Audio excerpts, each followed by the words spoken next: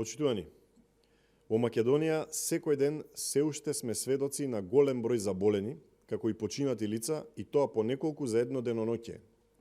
Во земјите од регионот веќе и да не се зборува за бројка на заболени лица, бидејќи тие и ги нема, или има по некој спорадичен случај на десетина дена или 2 недели. За тоа говорат и бројките.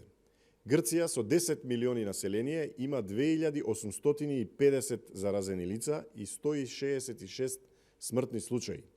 Хрватска со 4 милиони жители има 2234 заразени со коронавирус и 96 починати.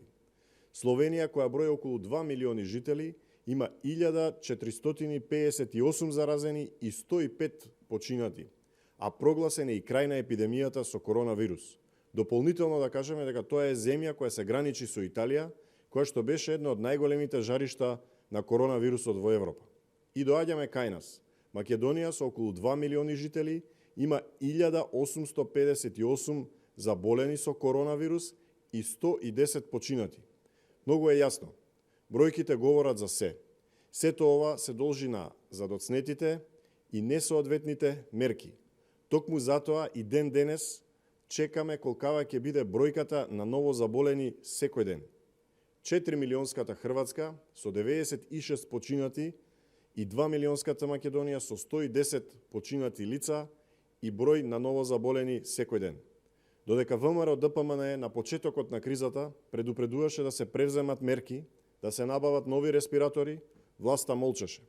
За волја на вистината ги прифаќаше мерките, но некогаш со доцнење од неколку дена па и до 2 недели, а некогаш и повеќе. Многу пропусти, многу изгубено време, многу починати, многу заболени. И наместо и ние сега да зборуваме за економија и економски мерки, чекаме секој ден бројот на ново заболени дали ќе биде поголем или ќе се намали. Секој ден има и во просек од 3 до 5 починати.